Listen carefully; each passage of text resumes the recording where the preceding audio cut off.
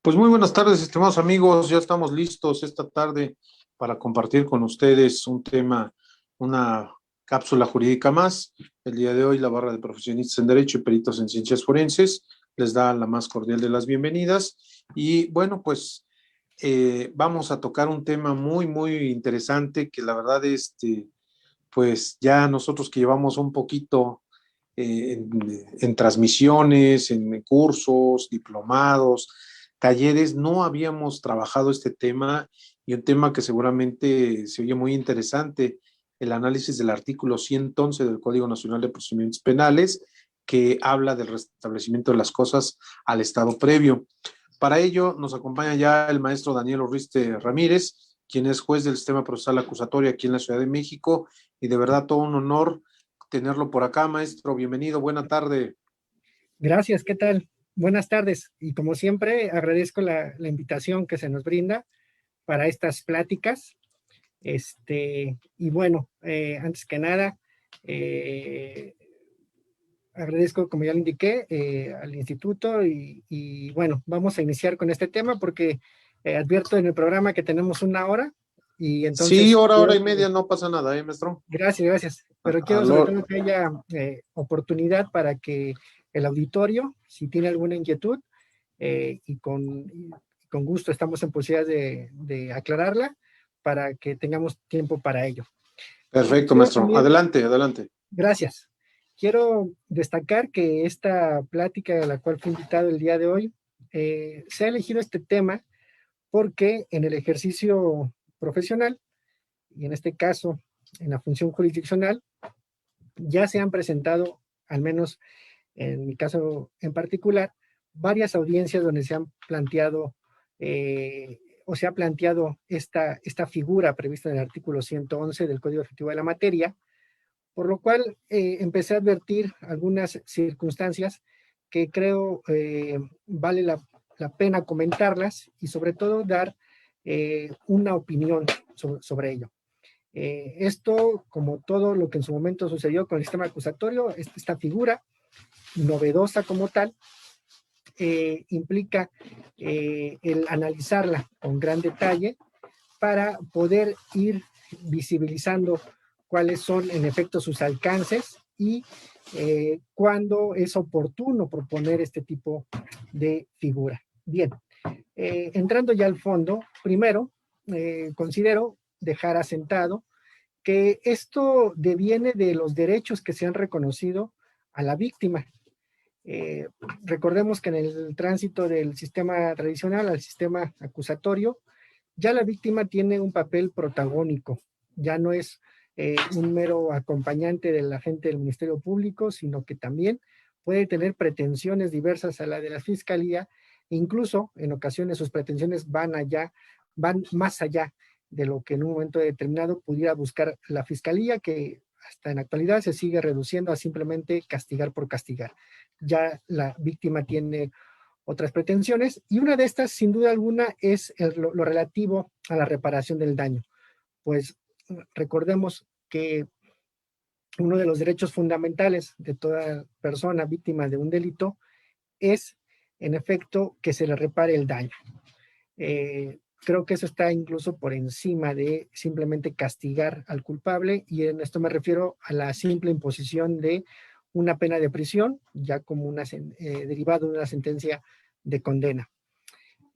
Así pues, podemos advertir que en el artículo 19, apartado C, en la fracción sexta de la Constitución, vemos que uno de los derechos de las víctimas es solicitar medidas cautelares, providencias, en este caso entenderíamos las providencias precautorias, y sin duda también la restitución de sus derechos. Entonces, en este punto podemos advertir esta base constitucional en la cual se reconoce este derecho fundamental de la víctima sobre la restitución de sus derechos.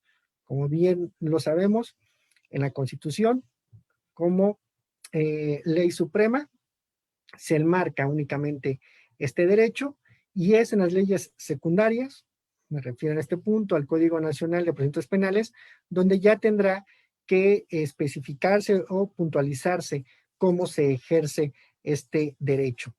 Y es así que en este tenor vemos que el artículo 109, en su fracción 23ª, se establece también como derechos de la víctima el ser restituido en sus derechos, pero aquí agrega cuando estos estén acreditados. Entonces ya empezamos a ver cómo no simplemente solicitar la restitución de derechos, sino se van añadiendo ciertas circunstancias. Y aquí en el artículo 109 del Código Efectivo de la Materia nos habla que esta figura procederá cuando estén acreditados. ¿Acreditados qué?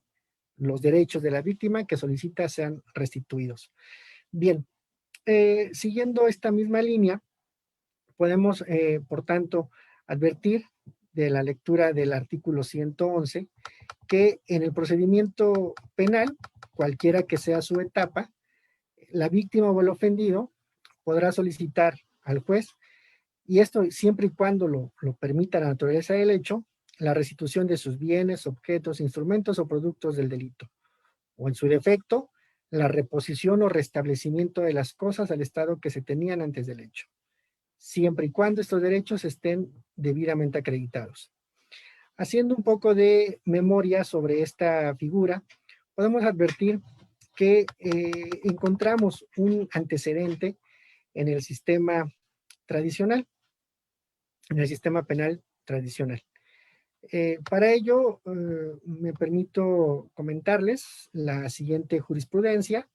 El número de registro es la 197-365. Reitero, 197-365. Y tiene como rubro, ofendido por el delito, los códigos de procedimientos penales que facultan al juzgador para dictar las providencias encaminadas a restituir a aquel en el goce de sus derechos, no transgreden la garantía de previa audiencia. En esta jurisprudencia que he comentado, sustancialmente se indica que esta figura que ya estaba plasmada en nuestros códigos de procedimientos penales, en aquel momento de carácter local, y por lo tanto todas las entidades federativas contaban con este ordenamiento adjetivo, se plasmaba esta figura como una providencia. Y en este tenor se discutía en un momento si esto era transgresor. En este caso se decía de la garantía de previa audiencia, muy enfocado a si tenía o no la posibilidad en ese tiempo el inculpado o procesado de oponerse a esta situación. Se dice sustancialmente en esta jurisprudencia que esto es una medida provisional, la cual a final de cuentas tendrá al momento de pronunciarse sentencia si tuvo efectividad o simplemente ya es cancelar esa providencia porque evidentemente se ha dictado una sentencia absolutoria. Por lo tanto, se destaca que es una medida provisional y como tal, al ser provisional, no afecta en gran medida esta garantía que se indicaba de previa audiencia, razón por la cual se estimaba que la víctima sí estaba en posibilidad de solicitar esta figura. Y es así que encontramos este antecedente y por lo tanto, con base en él, podemos ir advirtiendo algunas consideraciones que vamos a retomar para el comentario ya sobre el artículo 111. Entonces, como habíamos indicado, ese artículo 111 del Código Nacional de Procedimientos Penales establece diversas figuras o circunstancias a atender en el momento de hacer esta solicitud. Lo primero que se destaca evidentemente es que esta figura se puede plantear en cualquier estado del procedimiento. Y aquí nos remitimos sin duda a la doctrina cuando tratamos de definir o de entender qué es el procedimiento a diferenciación del proceso, y podemos advertir que en materia penal el procedimiento es a partir de que se presenta la denuncia o la querella. Esto lo destaco porque esto llevaría al punto de que ciertamente se puede solicitar esta figura aún desde la etapa de investigación inicial. No se requiere llegar a un estadio de vinculación al proceso. Sin embargo, vamos a ver como posteriormente, al exigirnos la presencia de elementos suficientes para decidirlo sobre este tema, ya es cuando nos vemos en la problemática de decir por qué es tan amplio, por qué se generó un espectro tan amplio para solicitar esta figura, refiriéndome a que puede ser en cualquier etapa del procedimiento, cuando en una investigación inicial difícilmente podría obtenerse éxito. Y esto, sin duda, a partir de la idea de que en esa etapa todavía el agente del Ministerio Público ni siquiera ha reunido los elementos suficientes para formular una imputación. Luego, entonces, si no tiene los elementos suficientes para formular una imputación, muy posiblemente tampoco tenga estos elementos suficientes para poderse pronunciar sobre si existe o no, ya con claridad, la posibilidad de restituirle a la víctima en algún derecho, en algún bien o en algún objeto que esté reclamando con motivo de la comisión de un delito. Por lo tanto, aquí vamos a hacer un pequeño desglose de lo que advertimos como elementos constitutivos de esta figura. La primera de ellas es, sin duda alguna, la petición, es decir, quién está facultado para solicitar esta figura o esta medida que, como lo veíamos en la jurisprudencia ya mencionada, es una medida provisional. ¿Quién está facultado? Y aquí lo dice con toda claridad este artículo 111, que lo es la víctima o el ofendido. En este sentido, entonces, también podemos mencionar aquí que la fiscalía por sí no podría hacer esta reclamación. Aquí está siendo muy tajante el artículo 111 y señala que es la víctima o el ofendido. En ningún momento posibilita a la fiscalía para hacer planteamiento alguno sobre la base de este artículo 111. Entonces, que queda aquí en este punto muy claro, el único facultado sería la víctima u ofendido, lo cual se traduce sin duda alguna en que para el desarrollo de la audiencia necesariamente deba de estar presente la víctima. Si no es así, podríamos homologar esta circunstancia a lo que ya prevé la figura del artículo 258, este famoso recurso innominado, donde se señala que si no es posible la concurrencia de la víctima, tendrá que ser su representante legal. Y aquí también anotar o destacar como al margen que tampoco hay que confundirlo con el asesor jurídico. Ya sobre eso hay algunos criterios de algunos tribunales federales sobre diferenciar la situación de la representación legal y la asesoría legal como tal. El representante legal, en pocas palabras, funge como si fuera la propia víctima, situación que no acontece con el asesor jurídico, pues el asesor jurídico solo puede hacer lo que le señale la víctima. Y en este punto es evidente que si no está la víctima, no está el representante legal, no puede instar ninguna situación el asesor jurídico. Por lo menos en esta figura del artículo 111 y también evidentemente en la figura de los 158. Solamente destaco esta circunstancia. En resumen de lo hasta aquí mencionado, es que el único facultado para generar una audiencia bajo este escenario del artículo 111 lo es la víctima. Y tras haberlo generado la víctima ofendido, deberá de concurrir necesariamente a la audiencia o en su defecto a quien designe como su representante legal. Bien, entonces, ya advertida esta circunstancia, entonces también vemos otro elemento que concurre a esta figura del artículo 111, es cuando nos habla de que la naturaleza del hecho permita, es decir, que exista la posibilidad de en efecto restituir este derecho, este bien, este objeto. No se puede llegar a extremos de imposible eh, realización. Y creo que esto ya nos queda muy claro a todos. Sin embargo, no está de más anotar algún ejemplo para dar claridad a ello, y me refiero aquí en el supuesto de, evidentemente, un homicidio, difícilmente o imposible, por no decirlo de otra forma, se podrá plantear esta figura. No es posible regresar a la vida, evidentemente, a la víctima, en este caso a la víctima directa, por más que la víctima indirecta peticione en esta figura. Entonces, aquí hay que tener presente siempre y cuando la naturaleza del hecho lo permita en ese sentido. O igual cuando el objeto ha sido destruido por algún actuar negligente por parte del investigado o del imputado, dependiendo en la etapa en la que se encuentre, pues igual tampoco se le puede exigir en ese sentido regresar ese objeto porque simplemente se ha destruido, se ha desaparecido. Ya serán cuestiones diversas el buscar un pago sobre este objeto que se ha destruido, pero ya eso sería sin duda alguna un tema de reparación del daño que tiene que cuantificarse, tiene que llevarse la opinión de algún experto, etcétera.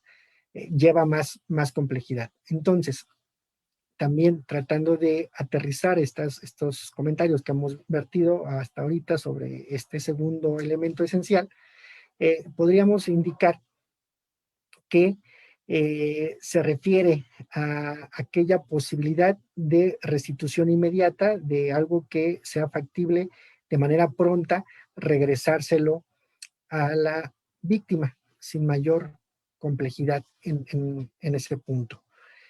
Y por último, el tercer elemento esencial y constitutivo lo es esta expresión de que existan elementos suficientes o elementos bastantes, digo aquí nos vamos a ir a la literalidad, elementos bastantes para sustentar esta decisión, ¿no? Estos elementos suficientes, sinónimo de que sean bastantes estos elementos. Y aquí nos lleva primero a tratar de comprender qué es esta connotación de elementos suficientes o elementos bastantes. Es común en la práctica, y por esto esta charla el día de hoy, de que obtenido un auto de vinculación a proceso en aras de los intereses de la víctima, evidentemente aquí me estoy refiriendo a ello, como acto procesal siguiente se peticione esta figura del artículo 111. Sin embargo, esto de entrada, y aquí es la observación, no podemos homologar esta expresión de la suficiencia de elementos o elementos suficientes o elementos bastantes con los datos de prueba. No podemos homologarlo a partir de ello.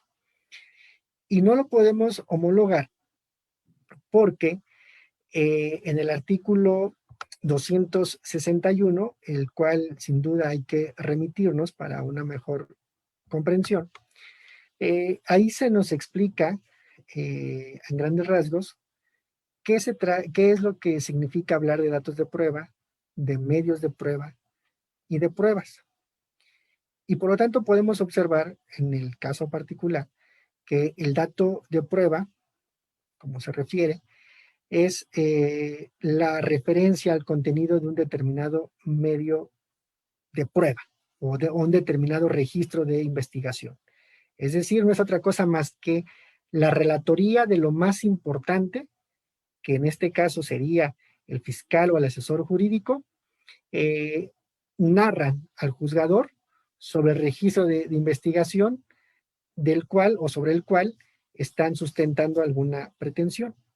Reitero en ese sentido que el dato de prueba no es otra cosa más que referirnos a lo más destacable de un registro de investigación y sobre él se expone estas ideas relevantes, lo que se destaca. Entonces, en este punto, primero lo que podemos observar, que el dato de prueba es el sinónimo o es algo que nos está contando otra persona. Es como simplemente contarnos una película o un libro que se ha leído. No es lo mismo que nosotros veamos esa película o que nosotros leamos ese libro a que nos lo cuenten. porque la persona que haga esta relatoría podrá hacer énfasis en algunas circunstancias que le sean importantes a él y a lo mejor pasar por alto otras peculiaridades que desestima, ya sea porque no advierte mayor relevancia o incluso por una situación de no descubrir aspectos que puedan contradecir su primera aseveración. Entonces aquí hay que ser cuidadoso por ello de no estimar que el dato de prueba es un elemento suficiente para poder dar una determinación sobre la restitución de los objetos. Por lo tanto, regresando en este sentido, también viendo ya esta circunstancia de la suficiencia de los datos, pues no nos queda más que precisar o destacar que se requiere, si no tal cual, ojo con esto, si no tal cual el desahogo de medios de prueba para poder llegar a esta convicción, a esta suficiencia probatoria, también sí es cierto que se requiere al menos que sobre el tema en debate no exista controversia. Y aquí es donde ya vamos a aterrizar un poquito más durante la práctica. Decíamos, en la práctica se estila, o en algunas ocasiones, que seguido de la obtención de la vinculación a proceso, se invoque esta figura como tal. Sin embargo, aquí hay que tener cuidado, porque el objeto sobre el cual se puede establecer la devolución o la restitución de la cosa puede ser el fondo de la materia que se esté discutiendo. Ejemplo claro de ello siempre lo será, sin duda alguna, un despojo. La víctima aludirá que ella estaba en posesión de ese inmueble previo al ingreso del mismo del sujeto investigado, del sujeto imputado. Por el contrario, la versión del sujeto investigado o imputado será que no es cierto, que este inmueble estaba en su posesión y que, en pocas palabras, es un invento por parte de la víctima. Si esto es lo que se tiene en una situación de contraposición, es evidente que el dato de prueba no nos va a bastar. Recordemos también que para la emisión del auto de vinculación a proceso, lo único que se requiere es que los datos de prueba que se expongan para tal efecto resulten suficientes para crearnos un escenario de razonabilidad sobre la verificación del hecho delictivo. Es decir, que sea posible la realización de ese hecho delictivo. Hasta ahí, solamente es una posibilidad. Pero esa posibilidad como tal, al ya ser contrastada con un medio de prueba como tal, con una prueba, evidentemente, desahogado este medio de prueba, puede que ya no sea cierto tal cual como se nos expuso en un inicio. Se le fue el audio, maestro. Perdón. Ahí está, ahí está. Ya estamos aquí. Gracias. Entonces, en ese sentido, lo que comentaba con ustedes sobre el dato de prueba, aquí es que esto solamente nos genera escenarios de suposición, escenarios donde una circunstancia es posible de haberse realizado, un hecho es posible de que se haya verificado tal y como se nos cuenta, que no es resultado o producto de la imaginación o de la invención, sino que es algo posiblemente que se puede realizar.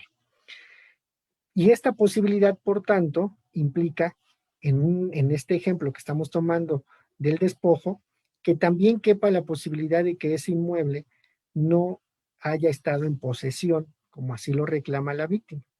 Y por lo tanto aquí ya tendría un efecto restitutorio ya de tipo sentencia de condena si se aplica esta figura.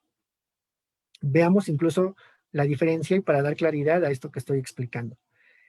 Si en un robo, hablando ahora también de otro delito patrimonial, si en un robo el único punto de controversia es si el imputado intervino o no en la comisión de este delito, dichas palabras, versado sobre la responsabilidad penal o no del imputado, es evidente que no hay controversia sobre el objeto materia de apoderamiento. El inculpado o el imputado no está reclamando para sí ese objeto, que diga, es que este objeto es mío, es de mi propiedad, yo nunca me lo robé. No, simplemente el imputado o investigado dice, yo no me robé ese objeto.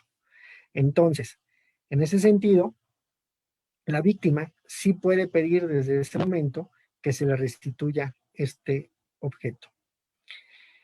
Les comento también, y todo esto evidentemente sustentado en hechos de la vida real, también en algún tema de secuestro, y me refiero aquí al sistema tradicional. En alguna ocasión tuve la oportunidad de poder leer un expediente en el cual la víctima de secuestro aducía haber pagado un rescate en centenarios y al haberse capturado a los sujetos activos, a los secuestradores, se les encontró, como se dice, un botín, tanto de dinero, de joyas y de centenarios. La víctima en ese momento pedía que se le devolvieran esos centenarios porque era producto del pago del rescate con motivo de su secuestro. En ese sistema tradicional se decía, no es posible atender tu petición, en pocas palabras, porque esta causa penal está suspendida en su tramitación, dado que se ha librado un orden de aprehensión contra los sujetos activos y la cual hasta este momento no ha sido cumplimentada en relación a este órgano jurisdiccional. Por lo tanto, lo que tú me vienes a reclamar aquí no lo puedo atender porque está suspendido el procedimiento. A la luz de este sistema acusatorio, primero veríamos que aquí no tendría ninguna dificultad de esta víctima de secuestro para pedir la restitución de estos objetos o de estos bienes productos del delito, porque él podría acreditar que en efecto tenía estos centenarios, que fue lo que se dio como pago de rescate y que en efecto coincide con los centenarios que fueron hallados al momento de la detención o captura de los secuestradores. Y ahí podemos advertir nuevamente cómo no hay ninguna controversia. El secuestrador no está aduciendo, estos centenarios son míos. Posiblemente aduzca, fueron sembrados en el lugar donde me detuvieron, etcétera. Pero él no está diciendo estos centenarios son míos. Y el único que sí está pudiendo constatar o comprobar esta circunstancia lo es la víctima como tal. Entonces, con la mención de estos tres ejemplos, lo que pretendo es que nos quede en claro la diferenciación entre la expresión dato de prueba y los elementos suficientes o la suficiencia de elementos que debe de existir para que el juez de control pueda ordenar, bajo el amparo de la figura del artículo 111, la restitución de los objetos a favor de la víctima en cualquier estadio procedimental. Ya hables en este caso entonces ya de investigación inicial, de investigación complementaria y en este punto entonces podemos observar que no se debe uno de aventurar a solicitar la devolución o la aplicación de esta figura bajo la simple premisa de que ya se vinculó a proceso a una persona, sino que se tiene que haber evidenciado con toda claridad que quien tiene derecho a ese objeto, a ese inmueble, o bien que hay posibilidad de restablecer las cosas al estado anterior, lo es la víctima. Incluso para tratar de dar claridad también a esta figura del restablecimiento de las cosas al estado previo, sin duda alguna nos podríamos referir a los casos de sustracción de menores o retención de menores. Aquí el punto evidentemente es que el menor sea colocado en el ámbito de convivencia donde normalmente se desarrollaba, ya sea esto con el padre o con la madre. Entonces aquí lo único que se reclama es que si el padre aún continúa con dicho menor o viceversa, este progenitor lo entregue a quien anteriormente estaba conviviendo con él, es decir, la madre o el padre. Y allí, evidentemente, tampoco podría existir a lo mejor controversia en ese sentido. Si existe el juez en este tipo de asuntos, atendiendo al interés superior del menor, debe de privilegiar aquel sitio donde el propio menor evidencie o demuestre que está mayormente acostumbrado. Y esto ya evidentemente será porque durante la investigación inicial ya se determinó que dicho menor en efecto fue sustraído o se sacó de este ámbito normal donde se desarrollaba y se le colocó en uno diferente o en uno diverso. Reitero, estos ejemplos que les he mencionado es para dar claridad sobre este punto que es el de mayor controversia, esa suficiencia.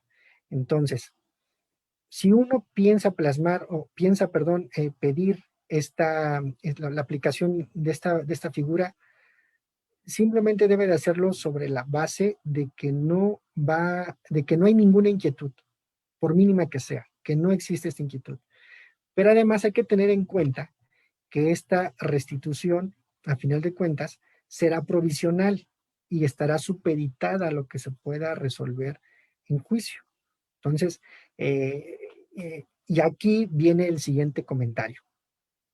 Esto ya será, sin duda alguna, situación de que si se aplica dicha figura, habrá de verificar si hay posibilidad de establecer algún plazo perentorio o no para la subsistencia de dicha figura. ¿Y por qué hablo de esto sobre el plazo?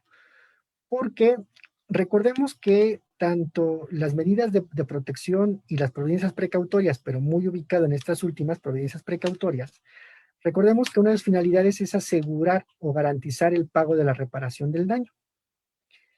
Esta figura, sin duda alguna, del 111 también busca este tema de reparación del daño. Entonces, véase lo siguiente.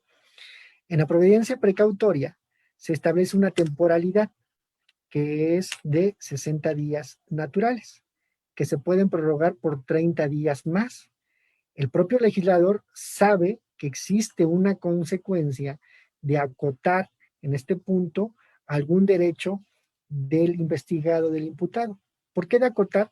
Porque se pueden ver restringidos sus ingresos económicos ante la inmovilización de cuentas bancarias o incluso ver afectado o disminuido su patrimonio ante el embargo de bienes.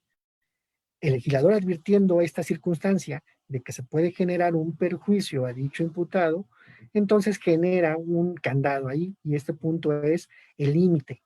¿Y por qué digo un candado? Porque, y aquí es simplemente para tratar de cerrar este paréntesis que he abierto sobre la prudencia precautoria, es para que esta figura se pueda plantear en una etapa que sea factible su materialización, es decir, muy próxima hacia la etapa de juicio, porque lo que esperamos es que al dictar la sentencia, esta se pueda ejecutar de manera pronta, y en este caso sería el tema de reparación del daño, poderlo ejecutar. Bueno, regresando al fondo de nuestra figura del artículo 111, este será sin duda también alguno de los puntos que se puedan plantear.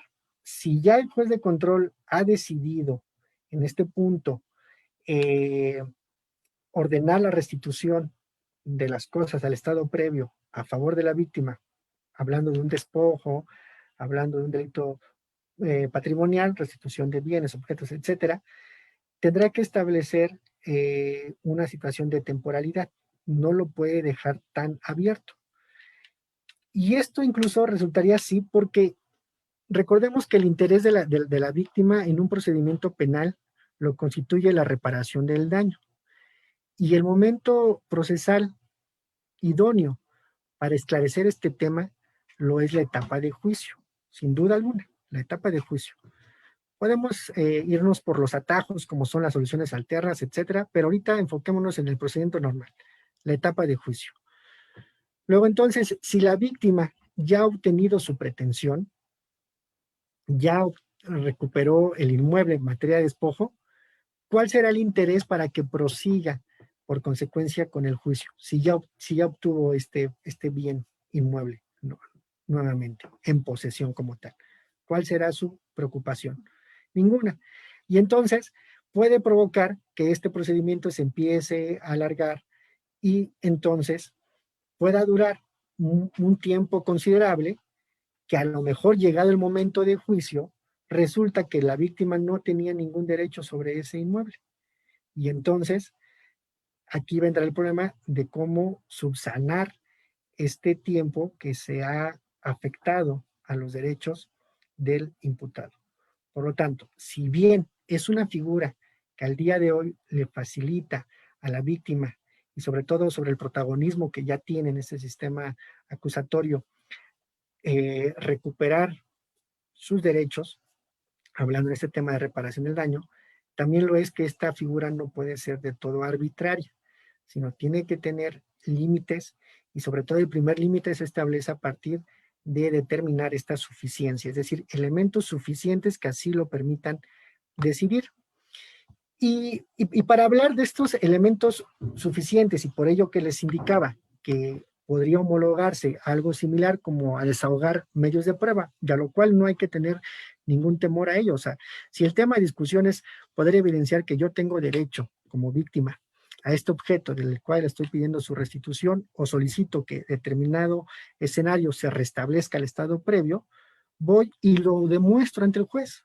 ¿De qué manera lo voy a demostrar? Si me están pidiendo suficiencia, es claro que no va a ser a través de algo que yo le cuente que estoy leyendo, no, sino que será a través de la presentación de testigos, de expertos a lo mejor en alguna materia, o incluso de la exhibición e incorporación de documentos. Y esta consideración también, en lo particular, advierto que se puede sustentar con simplemente recurrir a lo que podemos entender por, en este caso, acreditar, ¿no? Y en este punto, acreditar, un diccionario nos va a decir que es hacer digno de crédito algo, probarlo, su certeza o su realidad. Y por lo tanto, aquí, este acreditamiento es lo que es la condicionante para que existan, perdón, los elementos suficientes. Buscando ahí entre las tesis y demás sobre este tema que les he indicado, en el sistema tradicional estaba siendo explorado a través de determinarlo como una medida provisional.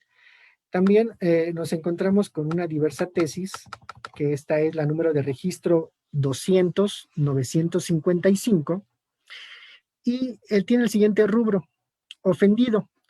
Deben restituírsele sus derechos o bienes objeto del delito una vez que queden comprobados los elementos del tipo penal y que se encuentren plenamente acreditados tales derechos durante el proceso, y no necesariamente hasta que se pronuncie sentencia. Ojo con esto. En esta tesis, que si bien es referente al sistema tradicional, sí está aduciendo sustancialmente al problema que estamos comentando en este momento.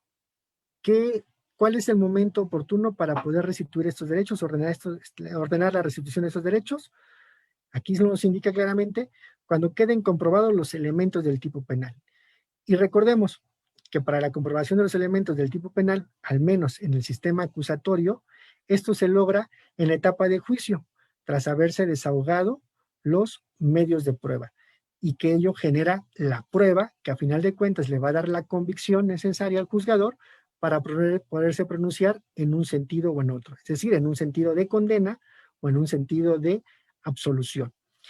Entonces, en resumen, tenemos estos tres elementos constitutivos de esta figura en cuanto a quién está facultado para peticionarla, en cuanto a la etapa en la cual se puede solicitar, que indicamos cualquiera de ellos, y la suficiencia de los datos o los elementos de prueba que sean suficientes para poderse pronunciar en uno o en otro aspecto, es decir, de otorgar o acceder a la pretensión de la víctima o en su defecto mantener las cosas en el estado en que se encuentre. Y indicaba esto siempre y cuando se permita de conformidad con la naturaleza del hecho que se esté discutiendo. Bien, entonces, en este sentido, termino mi exposición, que en este caso es simplemente enunciar estos conceptos, estas ideas, y creo que podríamos iniciar con la ronda de preguntas y respuestas para sobre ello hacer comentarios adicionales sobre esta figura, si es que así lo considera, maestro David. Claro que sí, maestro. Con todo gusto vamos a dar cabida, porque efectivamente, pues bueno, ya dio usted unos ejemplos, pero yo creo que son infinitos, ¿no? Yo recuerdo en alguna ocasión que planteamos una en el Estado de México porque a la víctima le retuvieron el vehículo y después de como de 6 meses, el vehículo estaba ya en el corralón y dice, oye, es que no me regresan mi vehículo ni nada. Dije, ¿cómo puede ser posible? O sea, y vamos, y el vehículo ya destruido, ya sin computadora. O sea, dices, y todavía el Ministerio Público decía que todavía sus peritos no habían intervenido. Y que, pues, y bueno, eso fue una. Y aparte, para liberarlo, ya nos dio la liberación, le ordenó el juez, pero aparte nos dice, no, pero tienen que pagar todo el tiempo de corralón y el arras y el servicio nocturno, y tú dices, oye, espérate, o sea, todavía que me robaron mi vehículo, se recuperó, se está echando a perder todavía, imagínense todo lo que tienes que pasar, ¿no? Creo que es un artículo muy interesante. Claro, habría que analizar todo esto que nos ha descrito. Sobre todo me llama la atención esa cuando dice la naturaleza del hecho lo permita, ¿no? Y dices, ah, caray, ¿y eso cómo lo medimos? ¿Cómo sabemos cuándo, si estamos en esa naturaleza o cuándo, ¿no? ¿Verdad? Y bueno, también esos elementos suficientes para decidirlo. ¿Será que tengo que llevar datos de prueba, medios de prueba para acreditar que existen esos elementos para poder acreditar lo que está en mi pretensión? Porque aquí en el 111 no dice que podamos llevar datos o medios de prueba, como en algunos otros, la revisión, el sobreseimiento, y si te dice, aquí no. Entonces, ¿qué tendríamos que hacer, maestro? ¿Cómo ve? Sí, bueno, aquí como lo decía, eh, en muchas de las ocasiones y muchas figuras, el propio ordenamiento, en este caso el Código Nacional, no regula en específico cómo atender este tipo de pretensiones, y en este caso bajo el amparo de la figura del 111. Sin embargo, si lo que buscamos es que crear en el juzgador convicción, es decir, evidenciarle la existencia de elementos suficientes, pues podemos recurrir sin duda alguna al desahogo de los medios de prueba. Y para ello, pues establecer las reglas que se siguen para juicio y muy evidentemente también en etapas previas. Me refiero a un descuento probatorio, que tenga la oportunidad la contraparte. Insisto, esto es cuando existe esta controversia, porque puede existir esta controversia como tal sobre el objeto, sobre el derecho, lo que sea, pero puede ser que no la exista esta controversia dentro de los protagonistas, dentro del imputado y víctima. Entonces, víctima puede caminar esta figura sin ninguna problemática. Y el juez, ante la situación de que no hay ninguna controversia, puede pronunciarse a favor de la víctima. Pero el problema es cuando existe esta controversia. Entonces, aquí sí tendríamos que recurrir a otras figuras a efecto de siempre mantener el respeto y el privilegio, entre otros, a estos principios, a este principio de contradicción como tal y a este principio de igualdad. Si no les damos las mismas oportunidades a los que están en conflicto, simplemente esta resolución, cuando sea del conocimiento de una autoridad federal, fácilmente se va a venir abajo esta determinación. Entonces, podemos hacer uso de estos instrumentos, de estas reglas, propiamente dichas, cuando nos referimos a la etapa de juicio para desahogar los medios de prueba como tal, si hay necesidad de ello. Porque aquí no perdamos de vista que lo que se pretende es generar convicción en el juzgador. Solo cuando el juzgador tenga convicción, podrá hablar el juzgador, el juez de control, de que tiene elementos suficientes para pronunciarse al respecto. Cuando tenga un escenario de posibilidad, de azar, no puede hablar de una suficiencia, de una convicción como tal. Aquí debe existir una convicción plena. Y a final de cuentas, esta convicción plena se traduce en llegar a una medida que será de carácter provisional también, que eso no lo debe de perder de vista la víctima ni el asesor jurídico cuando vayan en búsqueda de esta figura, porque será provisional. No es que ya se haya ganado como tal el juicio o demás. No, no, no. Esto es provisional y en juicio pueden pasar 1000 situaciones. Entonces, en resumen, sí, a mi consideración, es seguir reglas relativo al desahogo de medios de prueba, y esto evidentemente es una situación de ofrecimiento, de admisión, y sobre todo que las partes estuvieron en igualdad, y esto a través del descubrimiento probatorio como tal, de lo que se quiera llevar. Claro, claro que sí, maestro. Pues alguien que guste participar de aquí, de los que están en plataforma Zoom, por favor, con todo gusto. Está abierto el micrófono. Si tiene alguna duda que plantear o alguna hipótesis relacionada con el tema, con todo gusto.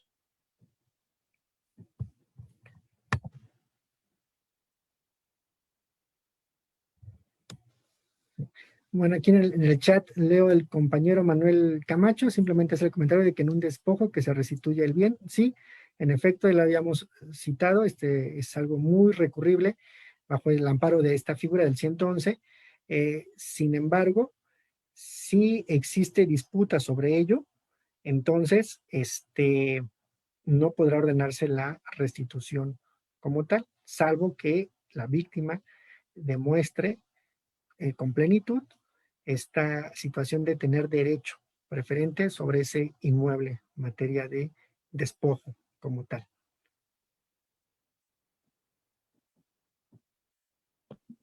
Ok, hablaba hace ratito, bueno, y el propio artículo, maestro, hablaba de objetos, instrumentos o productos del delito. Nos preguntan que si pudiéramos hacer la diferencia de objetos, instrumentos o productos. Sí, claro. Bueno, en este sentido, el objeto del delito lo entendemos propiamente sobre lo que hemos obtenido con él. En este caso, si es un robo de un teléfono, este es el objeto del delito, el teléfono propiamente dicho. El producto del delito es que a lo mejor si se cometió un fraude y con el dinero que se defraudó se hizo alguna inversión, se obtuvo alguna ganancia, esto será producto de ese delito, o sea, producto de lo que devino de haberse llegado ilícitamente de esos recursos monetarios. Y en relación a los instrumentos del delito, pues es algo que facilitó a lo mejor la comisión de ese delito. El instrumento es como un medio, pero este medio a final de cuentas es de la víctima y que puede pedir en consecuencia la devolución. En un secuestro, pensemos, un vehículo que fue robado y que se utilizó para privar de la libertad a una persona, mantenerla en cautiverio a fin de obtener un rescate, puede estar ahí asegurado. Y entonces la víctima dirá, pues es que yo quiero que se me regrese, perdón, ya aquí eh, puede pedirse víctima si es en ese sentido, o, ¿cómo decirlo? Tiene relación sobre este vehículo, pedir la devolución y no esperar hacia la finalización del procedimiento como tal. Aquí incluso con este cuestionamiento, y por eso yo lo decía, que en ocasiones con los cuestionamientos podemos advertir situaciones extraordinarias. En el ejemplo, como le estaba planteando, hablaríamos de un tercero, de un ajeno al conflicto, es decir, no es víctima ni tampoco es investigado. A mí me robaron el vehículo, entonces yo quiero que se me devuelva este vehículo. De prima facie podríamos advertir que tú no tienes ninguna calidad. ¿Por qué? Porque no tienes calidad de víctima. Sin embargo, haciendo una interpretación amplia en aras de respetar derechos de esta persona, sí tendría calidad de víctima. Tendría calidad de víctima en este suceso, a pesar de que es un secuestro y ella es víctima en un delito de robo, que a lo mejor sí denunció o no denunció, no lo sé. En este punto puede venir y demostrar que el vehículo era suyo, que es un instrumento del delito y sin duda es víctima de este suceso, porque en este suceso de secuestro se ha utilizado como instrumento este vehículo que es de su propiedad, que lo ha demostrado que no le pertenece a los secuestradores y a lo mejor está ya asegurado, está retenido y sobre él, reitero, no existe controversia porque los secuestradores no van a decir, no, este vehículo era de nosotros, simplemente van a decir, no, pues ese vehículo quién sabe para qué se ocupó, simplemente apareció en el lugar de la detención, etcétera. Pero la víctima del secuestro dice, no, en ese vehículo me subieron, pues me transportaron, etcétera. Entonces aquí sucede esta problemática.